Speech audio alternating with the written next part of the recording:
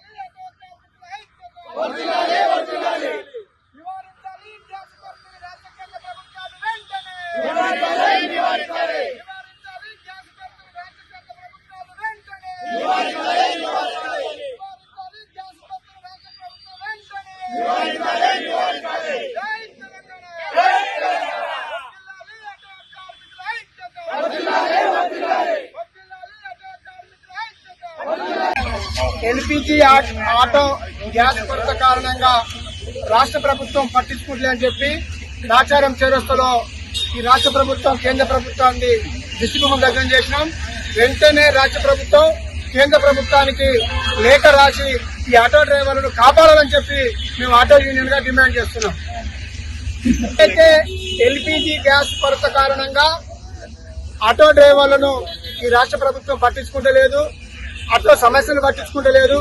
మరి ఇరాను యుద్ధం అనేది ఆ దేశాలలో ఉన్న ప్రాబ్లాన్ని ఇలా మన దేశంలో అక్కడి నుంచి వస్తుందని చెప్పి ఏదైతే రాష్ట్ర ప్రభుత్వం చెప్తుందో, మరి ప్రైవేటు సంస్థలైనటువంటి ఎల్పీజీ సిఎన్జీ ఫిల్లింగ్ స్టేషన్లు అక్రమంగా అమ్మడము, అధిక రేటుగా అమ్మడము, లైన్ లో ఆటో డ్రైవర్లు పొద్దున్న నుంచి రాత్రి దాకా మరి కాపలా కాసి వాళ్ళ లైన్ లో ఉన్నప్పుడు కూడా మధ్యలో ఎవరైనా డబ్బులు ఎప్పిస్తూ కూడా వాళ్ళ కొట్టి వీళ్ళకి ఇబ్బంది పెడుతున్నారు. ఇలాంటివన్నీ మానుకోవాలంటే రాష్ట్ర ప్రభుత్వం పట్టించుకోవాలి. ఈ రాష్ట్రంలో ఉన్నటువంటి విధాన శాఖ డిపార్ట్మెంట్ అంతా ఎక్కడ పోయిందని చెప్పి మేము ఆటో యూనియన్ గా అడుగుతున్నాం.